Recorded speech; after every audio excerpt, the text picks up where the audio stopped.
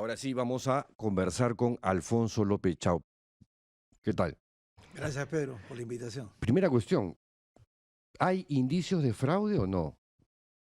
Te repito la pregunta que le hice a Sí, Fernando. Fernando, eh, yo no veo indicios. Aun cuando nosotros mismos, como partido, hemos tenido quejas, ¿no? Pero esas quejas nosotros las hemos procesado y entendemos que en otros lugares no ha habido problemas para Ahora Nación. Ujú. O sea, creo que todos podemos tener uno que otro problema. Quizás sea bueno que yo repita la analogía con la UNI, ¿no? En un examen de admisión encontramos que un funcionario estaba con el celular Ya. y eso estaba prohibido. En un examen de admisión ni el rector lleva el celular, ni el rector, y él tenía el celular. Pudimos ubicarlo, corregimos y se dio el examen de admisión porque eso fue un incidente, ¿no? A diferencia de otras universidades donde esto fue sistemático y entonces se anuló porque fue sistemático. Aquí no veo una extensión sistemática. No, ahora, esto que ha mencionado Fernando Tuesta, que sí me parece importante de destacar, el mismo día de la elección actúa la presidenta de la Junta Nacional de Justicia, el Ministerio Público, allanan un local de la OMPE, se llevan en una falsa flagrancia a un gerente de la OMPE, interviene la policía, intervienen una serie de instituciones, de las cooptadas por el pacto mafioso, y enrarecen todo, absolutamente todo. O sea, de verdad que han malogrado un ambiente, un clima electoral que debería haber sido más pacífico, más tranquilo. Es verdad que la Eh, OMPE ha metido la pata hasta los corvejones, o sea, pero de ahí a gritar fraude es una cosa fuerte. y entonces con esas pruebas que tú nos estás dando son capaces de todo, ¿no? De todo, Son absolutamente capaces de de todo. todo. Y esa es la lucha de fondo, ¿no? Eh, Captan todo, controlan todo, legislan todo, los que les parece. Y en realidad están cultivando un Perú bronco, ¿no? Que puede explotar y no sabemos para dónde puede ir. Eso es verdad, eso es verdad. Que es una posibilidad bastante factible, no sabemos cuándo va a Claro, ocurrir. claro. Ahora, digamos, el segundo lugar está sumamente pegado. López Aliaga ha pedido la suspensión de la proclamación de resultados para el segundo y el tercer lugar. ¿Eso te parece factible? ¿Te parece viable? Primera vez que ¿Lógico? lo escucho en mi vida. Ay, Dios. Con López Aliaga, todo lo que dice se escucha por primera vez en la vida, ¿ah? No deja de sorprender ese Sí, señor. tal cual, tal cual, tal cual. Pero ¿qué te parece esa proposición, ese planteamiento a estas alturas? No sé cuál es peor, si esta que mencionas o eh, deme el resultado del partido de fútbol a ver si acepto quién Ah, ganó. claro, claro, claro, claro. Y llama a la insurgencia, ¿no? Y propone sodomizar al presidente del Jurado Nacional de Elecciones. O sea, ¿dónde estamos? O sea, esto es, ¿Dónde estamos? claro, ¿dónde ¿Dónde estamos? estamos? ¿Dónde ¿Y estamos? cómo Será. hemos llegado a esto? Es otra pregunta que hay que hacerse, ¿no? Yo creo que son las consecuencias a nivel nacional e internacional cuando tú quieres controlar todos los espacios al detalle, hasta con quién se debe casar tu hijo, Mm. ¿no? Hasta qué ropa debes ponerte el día del matrimonio. Hasta en esos detalles ya no se sabe cuándo es el límite de las cosas. Y siempre ha pasado, si tú observas, en las crisis siempre vas viendo ese tipo de actitudes. Y por eso se convierte en una obligación moral responder. Y nosotros nos preparamos en el 94 y sacamos un texto que se llamaba Tiranía Electiva. que Fujimori ejercía una tiranía electiva. Yo era catedrático del Centro de Altos Estudios Militares y me sacaron, dejaron de invitarme. Porque haciendo una analogía, yo dije que el general de Gaulle señaló que un general sometido no tiene ya autoridad para dar órdenes. Y dijo, aquellos generales que han guardado la espada y la vaina que la saquen. Eso era porque era una Fuerza Armada sometida, ¿no es cierto? Y estaba criticando ese hecho. Y estaba dirigiéndome a mis alumnos, diciéndole, un general sometido no tiene autoridad. Entonces dejaron de invitarme, ¿no? En ese periodo. Y está registrado que dejaron de invitarme. Y después me volvieron a invitar, ¿no? Esa es la experiencia de estas cosas. Pero ¿no? volviendo a la coyuntura, Corbeto, ¿debe salir? ¿Debe quedarse para la segunda vuelta? Primero me da lástima, ¿no? Me pongo en su pellejo y me da lástima. Creo que debe culminar el proceso, ¿no? O sea, la segunda vuelta. Sí, debe culminar. Y el otro es otro capítulo, ¿no? Pero no me genera confianza a mí la Junta Nacional de Justicia. A mí tampoco. Es el alfil, es la Gestapo, el pacto mafioso. Claro. Que haya intervenido el Jurado Nacional de Elecciones me preocupó porque es una manera también de bajar la cerviz. Por eso es que perdimos la oportunidad. Asumo parte de la culpa como candidato, porque lo hicimos muy tarde, ¿no? ¿De qué cosa? Debimos llamar a una super coalición democrática, liberal. Yo soy socialdemócrata, pero tranquilamente para enfrentar esto. Y decir abiertamente y ganar el Congreso, y ahí empezar el desmontaje de todo. Ya, pero eso no se dio, lamentablemente, pero no vamos a reunir mañana. Podría darse, porque estos próximos 5 años, este próximo quinquenio, va a ser decisivo para lo que quede de democracia. O se termina de destruir las instituciones, o como ayer en una conversación que tuve con Giovanna Peñaflor, sinceremos las cosas. Los peruanos quieren un régimen autoritario, una monarquía, o lo que fuera, ya. Pero esto de disfrazar la democracia con etiquetitas, decir que tenemos un fiscal de la nación, que no es fiscal de la nación, sino que es otro peón, una Junta Nacional de Justicia que está encargada de tumbarse a toda aquella autoridad que sea independiente del Congreso. El Ejecutivo es un presidente títeres, o sea, hace rato, recién ahora, vamos a ver cómo se configuran las fuerzas en esta oportunidad. Lo que han hecho, y mal, ¿no? Me recuerda a la llamada dictadura perfecta en México, el PRI. Pero a diferencia de lo que vimos acá, allá existe... cojones de Vargas Llosa cuando le dijo dictadura perfecta, exactamente. Pero adentro habían personas talentosas, como don Jesús Reyes Heroles, que no fue presidente porque era de padres españoles. Pero él decía que si un cuerpo, si no tiene poros donde exudar, se pudre. Y planteó una reforma política. Él la planteó para darle sitio a la oposición. Después eso se cayó y ya se está transitando, creo yo, con todas las críticas que pueda recibir López Obrador, con algo más estable, porque hay dos fuerzas que están fuertes, ¿no?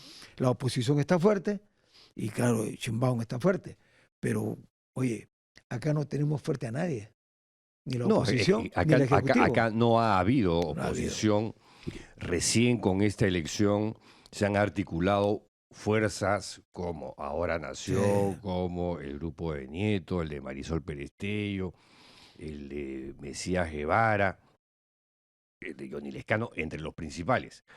Pero no estamos hablando de una oposición articulada.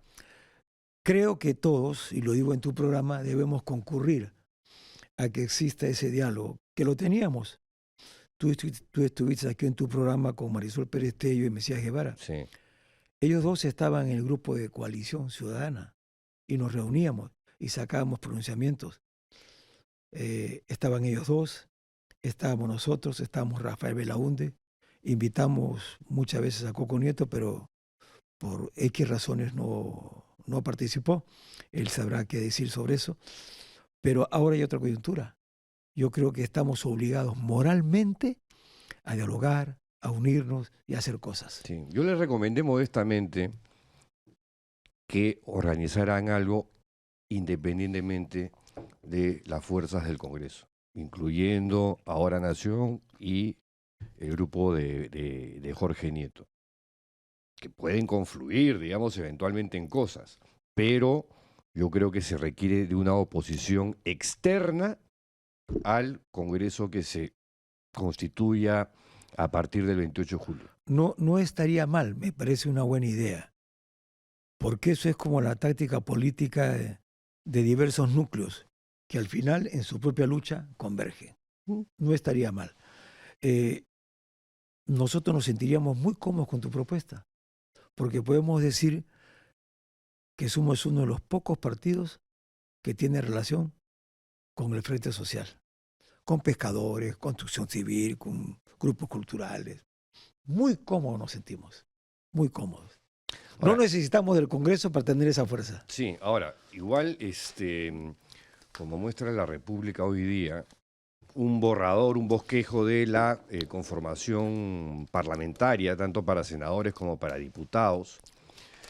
En el caso de senadores, Ahora Nación tiene hasta ahora 4 senadores. Fuerza Popular tiene 21. Renovación Popular 9. Juntos por el Perú 13. El Partido del Buen Gobierno de Nieto 8. Obras 5. Y además 5 que no sabemos quiénes son. 5 NNs. Ahora Nación 4. Y en diputados, Ahora Nación tiene 10. El Fujimorismo tiene 41. Juntos por el Perú 34. Renovación Popular 16. Partido del Buen Gobierno 15. Y Obras 14. ¿Cómo la ven? Si tú sumas, creo que estamos 30-30, ¿no? Si sumas los bloques. Pero claro, ¿a quién sumas? Porque Obras, ¿dónde queda? Tú crees que se va al otro lado, ¿no? O sea, yo creo que se va a cualquier lado, sí. O sea, obvio, ¿no? O sea, estamos hablando de gente desconocida que puede ser susceptible de ser captada por el fujimorismo y por la gente de López Aliaga. Ya lo hemos visto, además. Lo hemos visto. A ver, ¿tú recuerdas a los 4 senadores o congresistas del APRA? Los 4. ¿Dónde estaba Mulder? Sí. Eran 5. Sí. Hacían más ruido que... No, sí, por supuesto, son por la apristas. experiencia, por claro, experiencia. hay escuela. Bueno, no descartemos eso. Tú has mencionado, por ejemplo, excluyéndome, Ahora Nación. Jaime Delgado de primera. Ruth Luque lo ha demostrado solita, Sí. de primera. Y en diputados tienes a Indira Wilca. Que estuvo ayer acá. Claro, Indira Wilca y Jaime Colchado. Entonces... Además están entre los más votados, ¿sabes? Sí, claro, exactamente. Y yo te digo, ¿cuántas veces en la historia un grupo pequeño, sólido, seguro, es capaz de hacer muchas cosas? Te digo, esos 5 votos, nosotros no tenemos que buscar a nadie, a ningún grupo. Además lo vimos en los tiempos de Fujimori cuando había una Lourdes Flores que no es la Lourdes Flores de ahora, ¿no? Aclarando. Sí, habían un Vitocho García Belaunde que tenía un espíritu más rebelde que el que tiene ahora. No, pero sí eran cuadros que peleaban por la democracia. Uno solo hacía la diferencia. Sí, claro. Y Vitoto además, hacía la diferencia, Lourdes Flores hacía la diferencia. Fernando Olivera, o sea, Claro. de verdad que eran individualidades que cuando se juntaban lograban cosas. Porque a veces en política generarles vergüenza moral es más fuerte que su curul. Es más fuerte. Pero para eso hay que trabajar. tenías un Javier Descanseco, con el cual, bueno, digamos, yo tenía claro. diferencias enormes, pero Claro. era un tipo con principios, con Potente, valores, o sea, potente. Es exactamente lo que tú dices. Nosotros quisimos hacer eso. Es testigo Rafael cuántas veces hemos conversado. Es más, hemos conversado amablemente en su casa, tomando desayuno, intentando una que cosa Rafael, amplia. Rafael Belaunde, Belaunde. intentando ampliamente. Y Ahora Nación era crítica, no, pero ¿cómo? Desde la izquierda. Entonces, me acuerdo que dijimos, bueno, a ti te van a decir que estás con comunistas y a nosotros nos van a atacar que estamos con la derecha. Tal cual. Tal cual. Entonces mejor acumulemos y después vemos. Porque lo que une a todas las fuerzas, es el programa. Desde el programa es que tú te mueves. Cuando haces el programa sinceramente, a veces los partidos levantan un programa para cumplir. Pero si tú haces un programa no para cumplir, sino porque lo crees y lo vives, te juegas con todo por eso, ¿no? Entonces, una sociedad sin división de poderes es una sociedad muerta o destinada a morir. Que eso lo dijo el gran Norberto Bobbio. Pero claro, muchas veces Pero la gente no ya lo estamos entiende. en eso, ¿ah? Claro, pero Ya estamos en eso.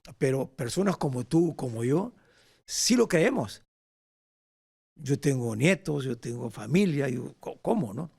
Entonces tú tienes que mantener, dices, voy a mantener la llamita perdida, ¿no? Encendida. Y eso es lo que tenemos que hacer. Y por eso uno está dispuesto a dejar de lado todo, ¿no? Sí, no, En esta alianza, por ejemplo, que vamos a conversar, a mí no me gusta ser parlamentario. Yo me he quejado con mis... No me siento cómodo, ¿no? No es lo mío. Pero Soy ejecutor. Ojo. Estos han cambiado el régimen, el sistema que teníamos presidencialista por Sí. uno parlamentario. Sí. Una cosa a la europea, pero chicha, ¿no? Bien peruana.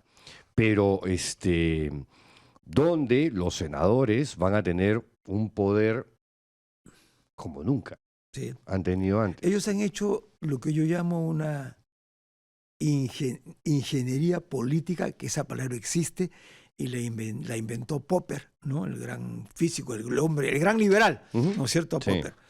Dice, la ingeniería política. ¿Qué me dice la ingeniería política? ¿Qué cosa quiero? ¿Necesito un partido de derecha? Sí. ¿Necesito uno de izquierda? Sí. ¿Uno de centro? Sí. Hace la ingeniería para que ocurra. Para que nazcan líderes. Aquí es para controlar. Para controlar todo. Todo. Y que solo nacen los que ellos controlan. Y a veces se van a atragantar tanto que se van a dar cuenta de lo que están haciendo. Cuando eso ocurra, puede ser muy tarde para ellos y para el Perú. Por ejemplo, tú has estado hablando de cosas que no necesito ser, yo soy católico, ¿no? No practicante, soy muy religioso, ¿no? Pero cierro mi puerta y ahí soy yo, ¿no? Pero eso no me impide, como estoy en la uni, ver lo que es la ingeniería de sistemas, ¿no? Y esa ingeniería de sistemas te dice, esto se está pudriendo por todos lados. Controlas todo, el tribunal, te generan dudas sobre los sistemas electorales, todo. Y se estarán riendo. Pero llega un momento en que la historia sola se acomoda, ¿no? No estoy recurriendo a cuestiones religiosas, sino por cuestión de sistema. Oye, no se puede vivir así. Mira tú el éxito. Prueba lo que te digo. ¿Cuánta plata invirtió el señor Acuña en su campaña? ¿Y cuánta plata invirtió ahora Nación? No hay comparación. No hay punto de comparación. Y entonces, él está afuera y nosotros estamos dentro. Bueno, él está afuera temporalmente porque va a tratar de regresar en las elecciones de noviembre. Pero los dos escenarios que podrían presentarse son Keiko Sánchez, Keiko López Aliaga. Ambos van a tener implicancias políticas y sociales distintas. Ya. ¿Cómo lo ves? Yo lo Cada veo- uno de ellos. Ya, yo soy un socialdemócrata, ¿no? Lo que equivale a decir que soy un socialista democrático o de una izquierda democrática, que siempre lo decía a mis compañeros de derecha y también a los de izquierda. Decía, los socialistas alemanes gobernaron con la Merkel, gobernaron con ella, le dieron el soporte por salvar a Alemania y sacar a Alemania y convertirla en lo que la convirtió la Merkel. Esa experiencia me Tremenda dice, jefa de Estado. claro, por supuesto, Tremenda jefa de Estado. quisieron que se quede y dijo, hasta acá nomás. Mm, Ella fue la que se fue. sí. Bueno, esa experiencia y otras en la historia,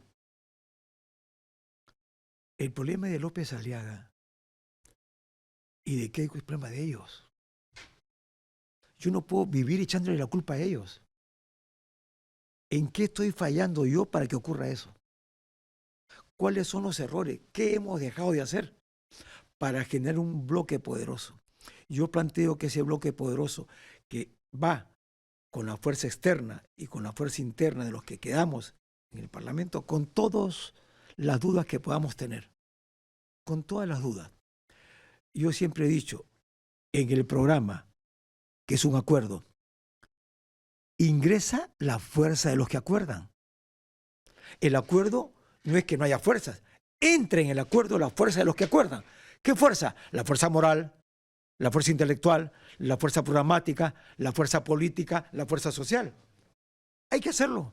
En ese Y cada quien escenario, ocupará su sitio, ¿no? en ese escenario que terminan gobernando o cogobernando Keiko y López Aliaga, ¿qué va a pasar Nosotros, en el sur, por ejemplo? nosotros hemos dicho... Donde hay mucha furia, hay Claro. mucho enojo, hay mucha molestia, donde sienten que los muertos, los 50 muertos, los 50 peruanos asesinados fueron invisibilizados hasta el día de hoy. Totalmente, totalmente. Mira, a veces cuando tú ves, y yo le agradezco a Dios, ¿no?, esta campaña porque me ha permitido conocer. Yo era un ciudadano porteño, de puerto, me iba a bañar a la punta en verano, ¿no? Me burlaba de los limeños porque iban con su sayonara a Cantolao, ¿no? Y el chalaco corría sobre las piedras y de frente al mar, ¿no? Esa es la verdad de las cosas. Entonces, y me iba al Cusco y me cae en la capital. Me iba a Arequipa, me cae en la capital. Pero ahora tuve que viajar de Cusco a Abancay y de Abancay a Andahuaylas y conocer las provincias. Y no puede ser indiferente. No. Y entonces, con lo que tú ves en Puno, lo que me ha presentado Carlos ayer en un video de los 22.000 muertos que había. Carlos Cornejo. Claro. Y entonces, tú dices, como soy economista, yo digo, qué brutos hemos sido. Mira todo lo que hay, esa energía inmensa, seríamos potencia. Si incorporamos, como hicieron los japoneses, orgullosamente a lo mejor de su raza. Le incluyeron a un proyecto, a un puente al futuro. Sí, pero antes Aquí de eso pusimos... hay que reconciliar al Perú y eso es una tarea postergada elección tras elección. Y esa... Lima se cree el Perú. Sí. Lima es demasiado ombliguista. Mira, sensible a eso que tú dices, pero una cosa es leerlo y otra cosa es vivirlo, ¿no? Carreteras rotas, tema del agua.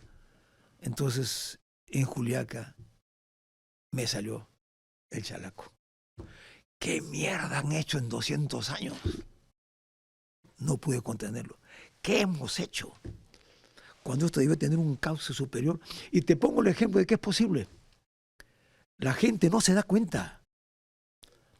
Los mejores alumnos de la UNI son de provincias, de Puno, de Juliaca, de Cusco. Ellos ya tomaron la cabeza intelectual del país, de los ingenieros. ¿Quiénes ingresan? Y si no son de Lima, son de padres provincianos. Ya no postulan a la UNI de San Isidro, San Borja. Todo es Comas, Villa María, el Triunfo. Eso hace su trabajo lentamente. Es como cosas, piedras que se van acomodando. Volviendo a ese escenario de Keiko López Aliaga en una segunda vuelta, ¿quién crees que gana? Creo que Keiko perdería con López Aliaga. ¿Te parece? Creo que Keiko perdería con ¿Por López qué? Aliaga. Porque López Aliaga... Porque el odio que encarga Keiko, pues Keiko es la yakuza, el sistema. El otro es, no sabe para dónde patea, no sé qué, es un tiro al aire. Y la gente... O la otra opción, que no descarto, es que la gente en ese escenario llame a votar viciado y demuestre políticamente que los votos viciados son más grandes que lo que han sacado, lo cual vuelve ilegítima al presidente de una minoría. Son escenarios, ¿no? Sí, claro, escenarios. Yo, pero tú me preguntas mi opinión, creo que Keiko perdería. No, es que siempre ha perdido ella. Yo también me pongo a pensar, que efectivamente, siempre ha perdido la historia del panetón, pero es la primera vez que yo me pongo a pensar que en los dos escenarios, Sánchez y López Aliaga, Keiko creo que por primera vez tendría posibilidades de ganar una elección. ¿Tú crees? Porque López Aliaga es Lima. Ya. Es Lima. ¿Y por qué ganaría Keiko con Sánchez? Porque son los comunistas. Porque yo he escuchado a muchas personas que votaron por Castillo, ¿no? Por su antifujimorismo, y han dicho, yo ya aprendí.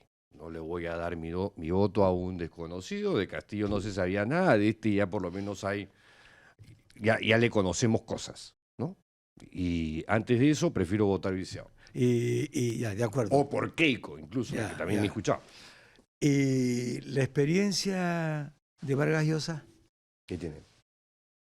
Cuando le dice al Castillo de esa época, o al Sánchez de esa época, que era Humala, le dice, cambia la hoja de ruta. Y la cambió. Y le dijo, vas a gobernar así. Y cambió. ¿Por qué descartas esa experiencia? Porque ya no está Vargas Llosa. Bueno, es cierto. ¿Ah? Es cierto, es cierto. Es un dato no menor, ¿no? Muy grande, es cierto. Y Keiko se lo dijo también a Vargas Llosa. Y Vargas Llosa le creyó. Keiko perdió y, digamos, y volvió a ser la misma de siempre. O sea, no había cambiado nada, ¿no? Nada, le mintió a Vargas Llosa. Tal cual. Ahora, además, ya tienen controladas y dominadas las principales instituciones del país. Solamente le falta el Poder Judicial, que Fernando Rospigliosi se ha dicho, vamos a barrerlo, ¿no? Vamos a barrerlo. Y con eso toman el Poder Judicial y ya todo va a ser una farsa de democracia. Y vamos a ir en plan Bukele, un trampismo acholado, peruanizado, pero yo creo que va a predominar esta deriva autoritaria que estamos viendo en un montón de países. Sí. Y que, por alguna razón, los candidatos no llegan a comentar lo que está ocurriendo en el resto del planeta. Es cierto, y qué bueno que mencionas eso.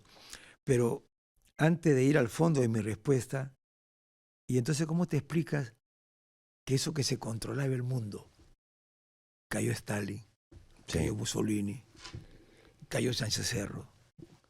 Esos azares, esa mirada de historia de largo plazo, que mira pisos tectónicos. O sea, no es cierto lo que ellos pretenden, eso es circunstancial, ¿no? Claro, pero regresando a corto plazo. Pero justamente, mira, buen punto el que abordas, porque ese fascismo, porque eso era fascismo, lo de Stalin, Mussolini, Hitler, lo que tú quieras, 80 años atrás, dije, ya pasó, está replicándose nuevamente. Y siempre, qué bueno, y siempre se replica muy bien. Yo reclamo a mis amigos, ingenieros, economistas y politólogos, explícamelo. A ciencia, explícamelo. Entonces, tú ves siempre la ciencia y dices, a ver, vamos a ver. Eso ocurre en medio de crisis. La crisis me genera eso. Y todos esos, en el pasado, en el presente y en el futuro, buscan el desorden de la sociedad, el caos de la sociedad, y la sociedad grita orden antes que pan. orden antes que pan. No puedo vivir, no me importa a cualquier precio. Ya. Tipo Bukele. Y se repite en la historia. Y se repite. ¿Y cuál es el origen? El origen es que la crisis ocurre, ya no puedo competir contigo y entonces pongo aranceles. Poner aranceles en el escenario de la competencia económica es como enfrentar arcos y flechas contra misiles. El triunfo es momentáneo, como le pasó a Allende y como le pasó a Alan García en su primer gobierno. Sí, pero ahora estamos frente a opciones que no tienen freno, que no tienen límites. ¿Cómo me explicas tú que Israel, un pueblo que padeció un holocausto, donde asesinaron a 6 millones de judíos, hoy por hoy sea un Estado genocida? Genocida. En Gaza, y está replicando lo mismo en este segundo en Líbano. Ya. Es increíble. Mira, ¿Cómo se explica eso? Ya, muy bien. Es muy bueno. Hay interpretaciones de largo plazo y de corto plazo, ¿no? Voy por la de largo plazo primero. Voy a citar a un economista asesor de multinacionales y asesor de expresidentes como Obama, ¿no? Y como muchos otros, ¿no? Jeremy Rifkin, economista norteamericano. Tiene un libro que se llama La Sociedad Empática. Y él dice, ya no va más. Que no es el Perú. Sí, no se refiere al Perú. Él dice, hay que acabar con 3 paradigmas. El paradigma de Freud, hay que acabarlo. El paradigma de Darwin, no es cierto que la ley es más fuerte. Él dice, han tergiversado a Darwin, ¿no? Y la ley de Smith, la ley de la oferta y la demanda. Y él empieza a hablar de otro derrotero, del que se alimenta Davos. Davos hace suya la tesis de Jeremy Rifkin y no lo cita. No, pero bueno, cosas intelectuales. Y da una salida. Y dice, si no dialogan el Estado, la sociedad, la empresa, no hay salida. Los muertos, los vivos envidiarán la suerte de los muertos, porque será tan horrendo lo que se vive que no habrá salida. Entonces, en Estados Unidos necesitamos que surja un Kennedy, que tenga una mirada más amplia. Yo te pongo una receta forzada con mis amigos americanos, burlándome, ¿no? Yo creo tanto en tu modelo constitucional que ¿por qué no lo extendemos al mundo? El mismo modelo constitucional norteamericano. Y sí que cada país sería un Estado. Nunca lo van a aceptar, porque sería la derrota total de su mafia que está en el poder. Pero sí Davos da una señal, ¿no? Y claro, Milley dice, esos son caviares. Pero la teoría de Milley es un economista Hayek que no es respetado en ninguna universidad del mundo seria, ¿no? No, además que Milley es alguien que se dice libertario, pero solamente en la parte que le conviene. Económica, exacto, y en lo político y en lo social, no. Para nada. Entonces, pero igual, yo a lo que iba con estos ejemplos extremos es que de una u otra forma el Perú ya forma parte de esa cosa que se llama deriva autoritaria, donde la mano dura, el irrespeto por los contrapesos en el poder, por vaciar de contenido a las principales instituciones democráticas, se está imponiendo. Una luz de esperanza ha sido el último domingo que perdió en Hungría Víctor Orbán, que fue uno de los pioneros. Ahí tienes un caso en esta historia. Claro. 16 años empoderado y claro, también bajo una fachada de democracia, habían elecciones, pero lo que había era un gobierno tiránico, ¿no? Y el que le ha ganado, ojo, es uno de las filas de Orbán. Es más democrático, cree en las instituciones, igual de conservador, pero ya es un avance. Mi pregunta es, ¿en qué momento nosotros vamos a ver una lucecita en ese sentido? Esa fue mi batalla. Yo, cuando Fujimori dio el golpe, yo saqué un manifiesto en la revista Apertura que había fundado y puse Unidad Nacional. Y dije, el atolondramiento pasará.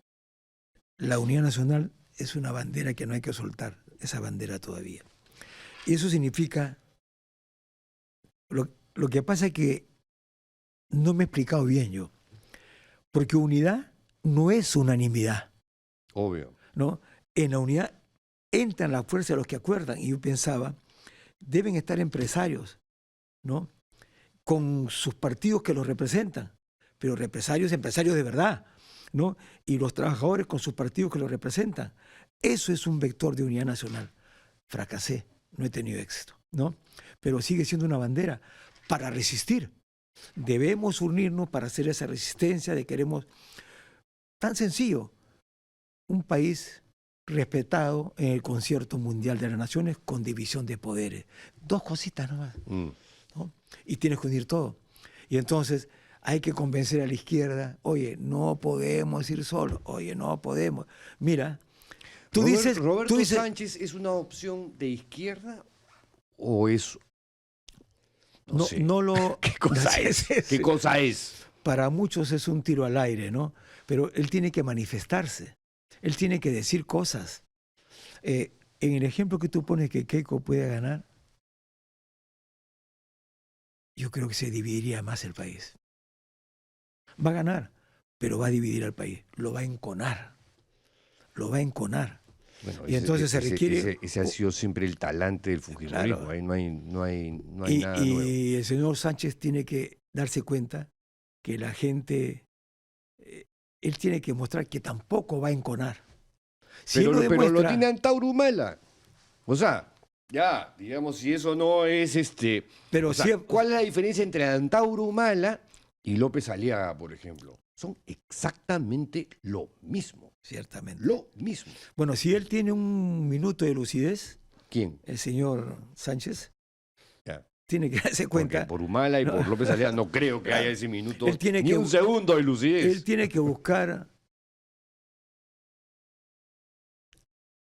algo viable, que no se lo van a regalar. Nosotros no. Ahora Nación no se presta a eso. No. Vamos a levantar un programa que significa, muy bien, modelo francés, ¿no? A todo el poder al Congreso, ¿no? Al Senado. Ah, ya. Te voy a hacer un judo y te voy a decir, sí, pero queremos que el premier sea que sea este. Y si no, anda con tu gobierno. No veo otra posibilidad. O sea, dijiste del Congreso. Ahora el Congreso te dice, sí, si quieres, no me interesa buscarte. Tú búscanos, si quieres. Pero para eso hay que culminar el proceso de concertación democrática con Marisol, con Jorge Nieto, con todo lo que tú has mencionado. Que yo hago mío tu propuesta. Y decirles, ¡pum!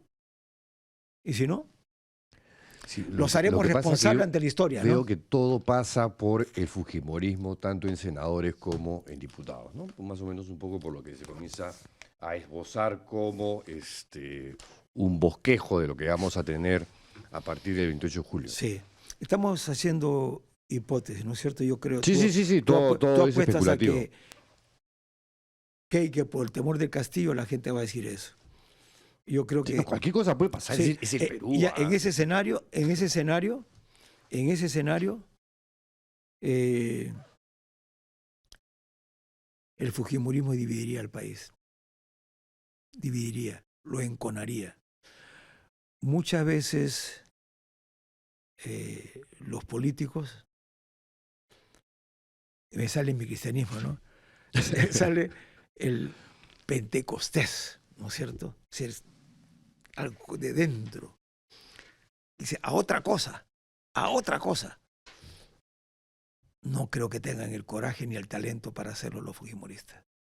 Pero si hicieran una cosa así fortísima, podría haber esperanza.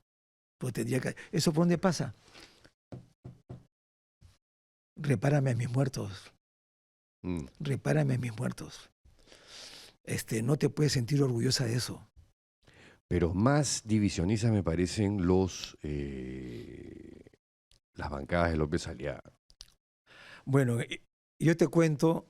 Porque ahí tienes gente fanatizada en lo religioso. Sí, sí. A mí, estando en Arequipa, Mm. sabiendo que yo tenía al día siguiente, el mismo día, un meeting, me terruqueó, ¿no? Qué raro. Sí. Y, no, López Aliaga terruqueando, qué raro. y entonces dije, no le voy a contestar, ¿no? Y luego pasó lo que pasó en Abancay. Yo me daba vergüenza ajena como político. Porque un político no hace eso, ¿no? Si el político lo quiere hacer, dice, ese sindicato con nombre propio, ese partido con nombre propio, pero dirigiste a un pueblo. Gente de mierda. Pucha, ¿no? Gente de mierda, o sea, 2 veces. indefenso, ¿no? Y entonces yo le dije, eso es una cobardía. Te lo dije. Y me hubiera gustado... Más que cobardía, me parece un desprecio Desprecio cobarde, pues. por aquel que simplemente no está en tu línea. O sea, Claro. no piensa como tú. Además, te trata, claro, de una manera vociferante. Oye, aterriza, ¿no? El Perú es un país diverso, es un mosaico. O sea, entiende bien a tu país y, oye, tenemos muertos pendientes que no han sido reivindicados, que no han encontrado justicia ni reconciliación.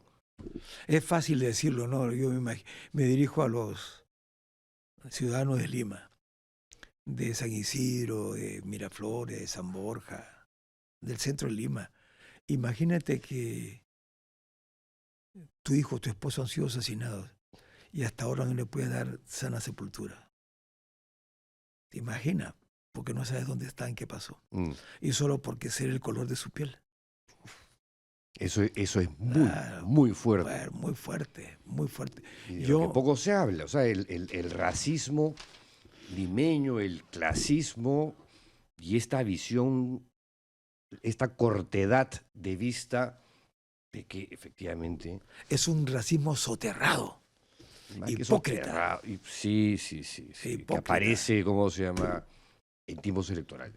Sí, con la polarización, que se exacerba. Mira, ¿no? Cuando yo estuve, yo conocí a Rafael López Aliaga en el CADE. ¿Ya? Lo vi amable, se acercó a saludarme y me dijo, yo también soy de la UNI. Y yo le dije, no es el único punto en común. Los dos somos cristianos, somos católicos. Si yo voy en un debate entre su catolicismo y el mío, y su manera de ver la economía y la mía. Punto. Me hubiera gustado, ¿eh? Pero no se dio. Bueno, Alfonso, se terminó el tiempo, ya nos piden acá cortar. Te agradezco muchísimo por tu presencia. Y nada, suerte porque la van a necesitar en esta nueva etapa de la vida política en el país. Sí, es cierto. Muchas gracias por la invitación. Gracias a ti. Fue Alfonso López Chau de Ahora Nación. Nosotros regresamos el día de mañana. ¡Chau!